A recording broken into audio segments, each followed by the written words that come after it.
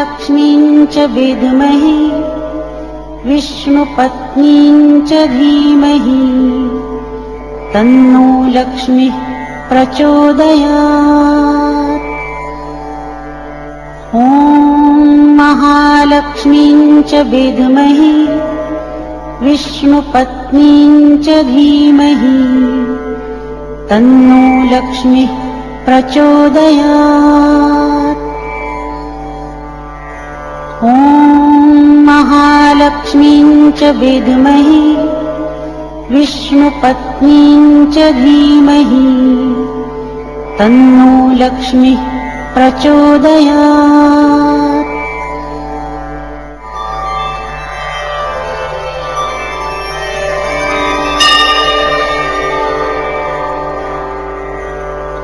ॐ महालक्ष्मीं च विद्महे विष्णुपत्नीं च धीमहि तन्नो लक्ष्मीः प्रचोदयात्। ॐ महालक्ष्मीं च विद्महे विष्णुपत्नीं च धीमहि तन्नो लक्ष्मीः प्रचोदयात्। ॐ महालक्ष्मीं च विद्महे विष्णुपत्नीं च धीमहि तन्नो लक्ष्मीः प्रचोदयात्।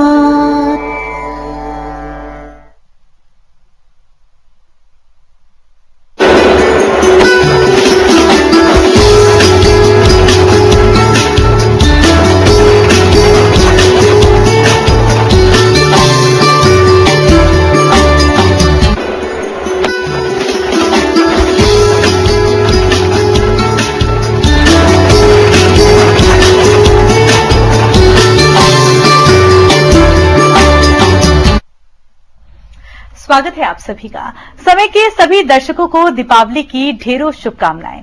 सुख, समृद्धि और सौभाग्य का पर्व दीपावली, धन की देवी मां लक्ष्मी की आराधना का महापर्व दीपावली।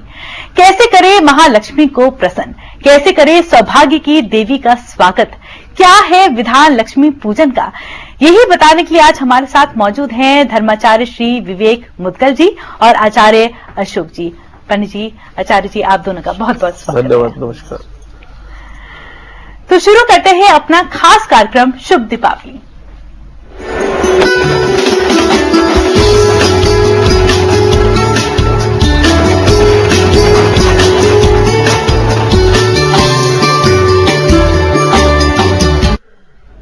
हर पर्व आपके जीवन में लाता है ढेरों खुशियां और हिंदू समाज में धर्म और आस्था का एक बड़ा स्थान है। हर तीज त्योहार की अपनी खास अहमियत है, साथ ही हर त्योहार के पीछे अलग अलग कहानियां भी हैं। दीपावली को अगर हम सबसे बड़ा त्योहार कहें तो शायद गलत नहीं होगा। दीपावली के पीछे क्या क्या कहानियां हैं, आइए आपको बताते हैं। दीपावली पर्व पर दीप जलाने की परंपरा के पीछे अलग अलग किंवदंतियां या कहानियां हैं। रामायण के अनुसार दीपावली वाले दिन मर्यादा पुरुषोत्तम राम अपने 14 वर्ष के वनवास के बाद लौटे थे।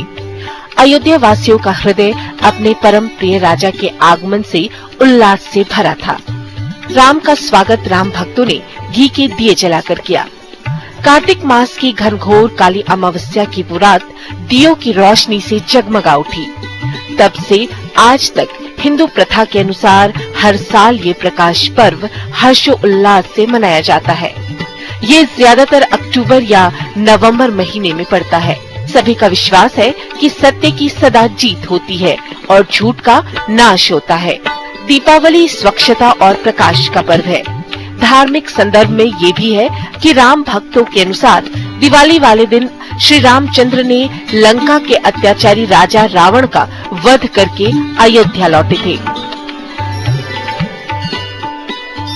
उनके लौटने की खुशी में आज भी लोग ये पर्व मनाते हैं। कृष्ण भक्ति धरा के लोगों का मानना है कि इस दिन भगवान श्री कृष्ण ने अत्याचारी राजा नरकासुर का वध किया था। इस राक्षस के वध से लोगों में अपार हर्ष हुआ और प्रसन्नता से भरे लोगों ने घी के दिए जलाए। एक पौराणिक कथा के अनुसार विष्णु ने नरसिंह रूप धारण कर हिरण्यकश्यप का वध किया था और इसी दिन समुद्र मंथन के बाद लक्ष्मी और धनवंतरी प्रकट हुए थे। अहंकार पर प्रकाश की विजय का ये पर्व समाज में उल्लास, भाईचारे और प्रेम का संदेश फैलाता है। ये पर्व सामूहिक और व्यक्तिगत दोनों तरह से मनाए जाते हैं। ये ऐसा विशिष्ट पर्व है जो धार्मिक, सांस्कृतिक और सामाजिक विशिष्टता रखता है। सहारा न्यूज ब्यूरो।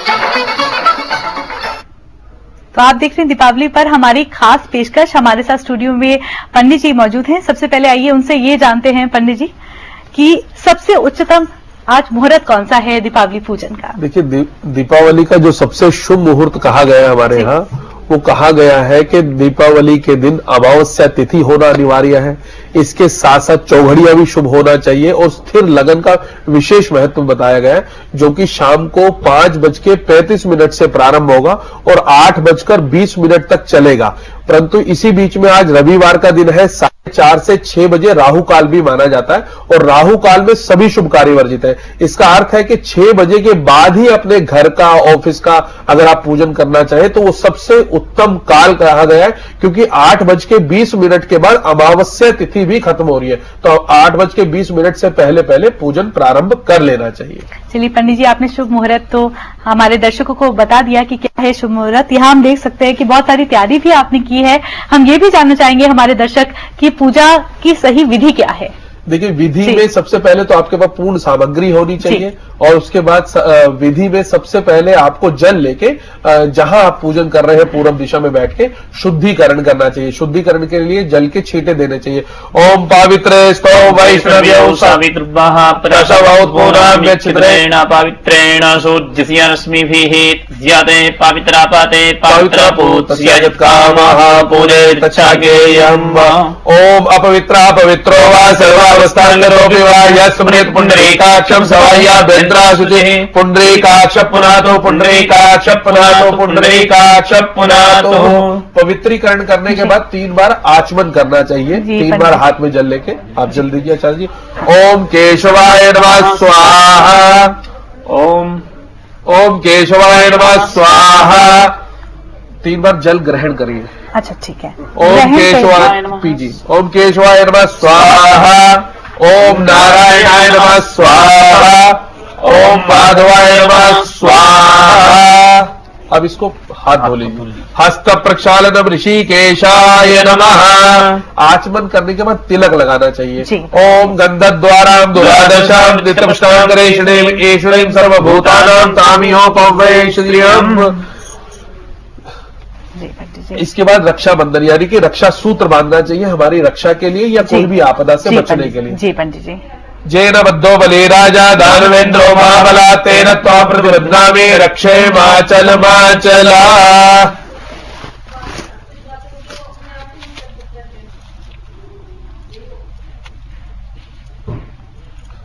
रक्षाबंधन के बाद हाथ में पुष्प, चावल यानी कि अक्षत, जिसका कभी क्षय ना हो, ऐसे अक्षत यानी कि साबुत चावल लेके और पुष्प लेके भगवान के मंगल मंत्रों का, स्वस्ति वचनों का पाठ करना चाहिए। अगर पाठ नहीं होता तो मन में ध्यान करना चाहिए। हरि ओम स्वस्ति न इंद्रो वृद्धश्रवाः स्वस्ति नः पूषा विश्ववेदाः स्वस्ति नस्तार्क्ष्यो अरिष्टानेमिः स्वस्ति नो बृहस्पतिर्दधातु भद्रं कर्णेभिः शृणुयाम देवा भद्रं पश्येमाक्षभिर्यजत्राः स्थिरैरङ्गैः सुष्ठुवाग्गोसस्तानो भिर्व्यसेमहि देवहितं शतमिन्दु शरदो अन्ति देवा जत्रा नश्चक्रा जरसन्तानो नाम पुत्रासो जत्र पितरो भवन्ति मानो मध्यारेरिखतायुर्गन्तो आदितिर्द्यौरादितिरन्तरिक्षमादितिर्माता स पिता स पुत्रः विश्वे देवा आदितिः पंचजना आदितिर्जातमदितिर्जनित्वम् विश्वानि देव सवितर्दुरितानि परासो तद्भद्रन्तन्न आसो वाद्यौः शान्तिरन्तरिक्षं शान्तिः पृथिवी शान्तिरापः शान्तिरोषधयः शान्तिः वनस्पतयः शान्तिर्विश्वे देवाः शान्तिर्ब्रह्म शान्तिः सर्वगो शान्तिः शान्तिरेव शान्तिः सामा शान्तिरेधि जतो यतः समीहसे ततो नो अभयं कुरु शन्नः कुरु प्रजाभ्यो भयन्नः पशुभ्यः गणानात्वा गणपतिगुं हवामहे प्रियाणात्वा प्रियपतिगुं हवामहे निधीनात्वा निधिपतिगुं हवामहे वसो मम आहवजानि गर्भदमात्वमजा श्रीगर्भधम् अम्बे अम्बिके बालिके नवानयति कश्चन सासस्ते श्वाकाः सुभद्रिकां लवासिनीं सिद्धि बुद्धिपतये श्रीमन्महागणाधिपतये नमः। दोबारा अक्षत दीजिए, अक्षत और पुष्प। इसके बाद अपने अपने इष्ट देवता कुल देवता का ध्यान करना चाहिए। ओम श्रीमन्महागणाधिपतये नमः। ओम लक्ष्मी नारायणाभ्यां नमः। ओम उमा महेश्वराभ्यां नमः। ओम वाणी हिरण्यगर्भाभ्यां नमः। ओम शचि पुरंदराभ्यां नमः। ओम माता पितृषड्कमलेभ्यो नमः।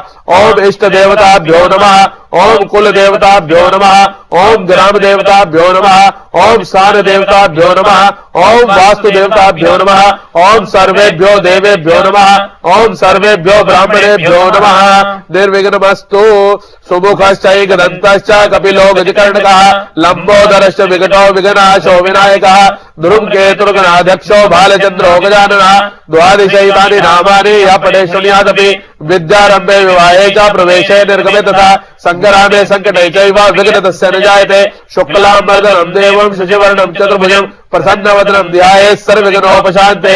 अभीप्सितार्थ सिद्ध्यर्थं पूजितो यः सुरासुरैः सर्वविघ्नार्थ तस्मै गणाधिपतये नमः।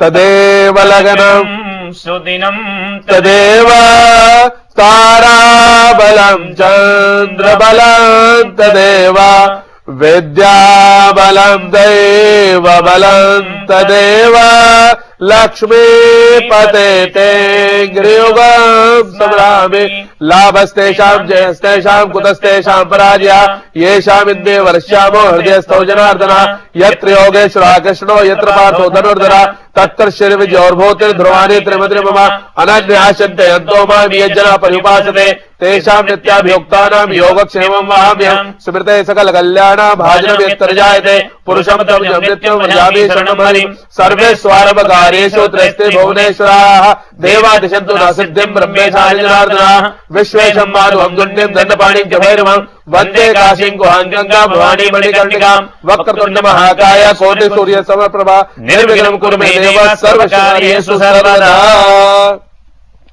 इसके बाद हाथ में अक्षत पानी और पुष्प लेके संकल्प करना चाहिए। संकल्प का मतलब है जो आपकी कामना है, जो आपका भाव है, जिसके निमित्त आप पूजा कर रहे हैं। यानी कि आज दिवाली के दिन माता लक्ष्मी का पूजन कर रहे हैं, लक्ष्मी आपके घर में स्थिर रहे, सुख शांति और समृद्धि की आपको प्राप्ति हो। और संकल्प अगर आपको बोलना नहीं आता, सिर्फ मन में भाव बना के तो माता लक्ष्मी के और गणेश जी के चरणों में उसको समर्पित कर देना चाहिए। उसमें कुछ पैसे भी आप चाहे तो रख सकते हैं। और संकल्प करने के बाद आह्वान करना चाहिए देवी देवता का, यानी कि हरे ओम मनो ज्योतिर्जुखतमाज्यस्य बृहस्पतिर्जज्ञामि मंतरो त्वरिष्ठं यज्ञो सामि मंतरातो विश्वे देवास इहमादयन्तामो प्रतिष्ठा आवायामि स्थापयामि। इसके बाद माता को गणेश जी को आसन देना चाहिए। आसन के नाम पे आप कुछ भी दे सकते हैं, नहीं तो घर में बोली होती है, बोली से ही आसन दे देना चाहिए। ओम सहस्रशीरेखा पूर्वः सहस्राक्षः सहस्रपातः सभूमिज्ञो सर्वादस्पृतवात्यातिष्ठदशाङ्गुलम् आसनं समर्पयामि। आसन के बाद चरणों में जल अर्पण करना चाहिए। ओम पाद्यम समर्पयामि, अर्घ्यम समर्पयामि, स्नानम समर्पयामि। इसके बाद पंचामृत। पंचामृत का मतलब दूध, दही, घी, शहद, शक्कर, इन पांचों चीजों को मिला के पंचामृत तैयार होता है। होगा और वो पंचामृत भगवान को अर्पण करना चाहिए। पंचा नद्याः सरस्वती मपियन्ति सस्रोतासः सरस्वती तो पंचदासो देशे भवस्सारिता। पंचामृत समर्पयामि, पंचामृत के बाद गंधम समर्पयामि यानी कि चंदन का तिलक लगाना चाहिए। गंधद्वारां दुरादर्शां नित्यपुष्टां करीषणीं ईश्वरीं सर्वभूतानां तामिहो गव्ये श्रियम्। गंधम समर्पयामि, गंधान्ते इत्र समर्पयामि, गंध के बाद इत्र, जैसे परफ्यूम हम लोग अपने ऊपर लगाते हैं ऐसे देवी को और खासतौर से लक्ष्मी जी को तो जरूर गुलाब का इत्र अर्पण करना चाहिए जिससे कि लक्ष्मी आपके घर में स्थिर हो, या चंदन का इत्र लगाना चाहिए। ओम त्र्यंबकं यजामहे सुगंधिं पुष्टिवर्धनम् उर्वारुकमिव बन्धनान् मृत्योर्मुक्षीयमामृतात्। गंध के बाद वस्त्र अर्पण करने चाहिए। वस्त्र में आप पूर्ण श्रृंगार का सामान भी अर्पण कर सकते हैं लक्ष्मी जी को। इसके साथ साथ नहीं तो घर में मोली के द्वारा भी आप वस्त्र अर्पण कर सकते हैं। ओम जुवा सुहासा परिवेदागा सौश्रेयान् भवति जायमानः तन्देरासा कवयो नयन्ते स्वाद्यो मनसा देवह्यन्तः। शीतवातोष्णभद्राय लज्जाय रक्षणं परं देहालङ्कन वस्त्रमदशान्तिं प्रयच्छमे। वस्त्र के बाद यज्ञोपवीतम, यज्ञोपवीत अर्पण करना चाहिए। ओम यज्ञोपवीतम परमं पवित्रं प्रजापते सहजं पुरस्तात् आयुष्यमग्निं प्रतिमुञ्च शुभ्रं यज्ञोपवीतं बलमस्तु तेजः। यज्ञोपवीतमसि यज्ञस्य त्वा यज्ञोपवीतेनोपनिह्यामि यज्ञोपवीतं समर्पयामि। यज्ञोपवीत के बाद चंदन अर्पण करना चाहिए। ओम त्र्यंबकं यजामहे सुगंधिं पुष्टिवर्धनम् उर्वारुकमिव बन्धनान् मृत्योर्मुक्षीयमामृतात्। चंदन के बाद नाना परिमल्य द्रव्यम यानी कि अबीर, गुलाल, अभ्रक, इस तरह का जो श्रृंगार का वस्तु होती है वो देवी मैया को और गणेश जी को अर्पण करनी चाहिए।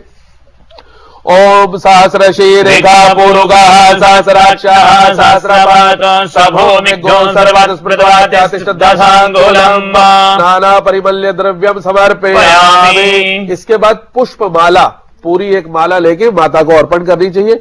माला अर्पण की हुई है, सिर्फ आप हाथ लगा दीजिए। ओम ओखादेः प्रतिमोदध्वं पुष्पवतेः प्रसोवरेः अश्वा एव सजित्वरेर्वेरोदः पारश्वमः। पुष्पमालां समर्पयामि। पुष्पमाला के बाद धूप और दीप दिखाना चाहिए, जो कि हम यहाँ दिखा नहीं सकते, परंतु धूप अगरबत्ती जलानी चाहिए और दीपक अवश्य जलाना चाहिए। और दीपक भी देसी घी का और सरसों के तेल का जलाना चाहिए। और देसी घी का दीपक अपने उल्टे हाथ पे जलाना चाहिए और तेल का दीपक अपने सीधे हाथ पे जलाना चाहिए। इस प्रकार से दीपक जलाएं और धूप दीप दिखा के हाथ जोड़ ले और उसके बाद हस्त प्रक्षालन कर ले। ओम चंद्रमा मनसो जात चक्षुः सूर्यो अजायत श्रोत्राद्वायुश्च प्राणश्च मुखादग्निरजायत धूपम दीपम दर्शयामि। धूप दीपक के बाद हाथ धो के भगवान को भोग लगाना चाहिए, देवी को। और बढ़िया से बढ़िया भोग जो आपने घर में बनाया है या बाजार से जो मिठाइयां लाए हैं, और खील पताशों का खील पताशे दीजिए। ओम नाभ्या आसीदंतरिक्ष घोषीर्षणोद्योः समवर्ततात्पद्भ्यां भूमिर्दिशः श्रोत्रा तथा लोकान् आकल्पयन् जत्पुरुषेण विखा देवाज्यमतन्वद वसन्तोऽस्यासीदार्यङ्ग्रीकमैर्मः शारद्धाभिः। नैवेद्यं समर्पयामि। नैवेद्यान्ते मुखशुद्ध्यर्थे पुंगी फलम समर्पयामि। पुंगी फल का मतलब है कि आपको पान के पत्ते में लौंग इलायची रख के देवी मैया को अर्पण करना चाहिए। ओम जत्पुरुषेण विखा देवाज्यमतन्वद वसन्तोऽस्यासीदार्यङ्ग्रीकमैर्मः शारद्धाभिः। पुंगी फल के बाद फल आपको लगाने चाहिए, फल का भोग लगाना चाहिए, माता को फल अर्पण करने चाहिए। ओम जाहा फले निर्जा अफला अपुक्पाजाश्च पुक्पिणीः बृहस्पति प्रसोतास्तानो मुञ्चन्तु वग्गुहाशाः। फलम समर्पयामि। फल के बाद आप किसी भी रूप में जो घर में जैसे लक्ष्मी का वास हो आपके घर में, इसके लिए आप अपने घर में जो चांदी का सिक्का रखते हैं या जो भी आप अपने घर में सामान रखते हैं खजाने के रूप में, वो आपको माता को अर्पण करने चाहिए। और चाहे उसमें दक्षिणा भी 1 रुपया या 101 रुपया रख के भी भगवान को अर्पण कर सकते हैं। ओम हिरण्यवर्णाम हरणीम स्वर्ण रजत सजाम चंद्राम हिरण्मयीम लक्ष्मीम जातवेदो महावह। ताम आवाह जात वेदो लक्ष्मी मनपगामिनीम यस्याम हिरण्यम विंदेयम गावस्वं पुरुषानहम्। इसके बाद माता की आरती करनी चाहिए। आरती आप हिंदी के द्वारा भी कर सकते हो और वैदिक आरती जो हम आपको बताएंगे वो आप कर सकते हैं। हरे ओम मा चंद्रमा मनसो जात चक्षुः सूर्यो अजायत श्रोत्राद्वायुश्च प्राणश्च मुखादग्निरजायत। और वैदिक आरती मंत्रों के द्वारा आपको नहीं आती है तो जो भी हिंदी की आरती आपको माता लक्ष्मी की आती है और गणेश जी की आती है, दोनों की आपको आरती करनी चाहिए। आरती के बाद प्रदक्षिणा यानी कि दक्षिणा करना अनिवार्य है, बिल्कुल प्रदक्षिणा करनी चाहिए। ओम जय तीर्थानि प्रचरन्ति श्रीकास्तानि गंगिणः ते खगुसाश्रयो जने वदन्वानि तन्नमसि। और प्रदक्षिणा करते समय इस बात का ध्यान रखना चाहिए कि अपने सीधे हाथ से उल्टे हाथ की तरफ आना चाहिए। और इसके साथ साथ अगर आप प्रदक्षिणा का वो जगह नहीं है आपके घर में तो एक जगह पे खड़े होकर आप अपनी परिक्रमा भी कर सकते हैं।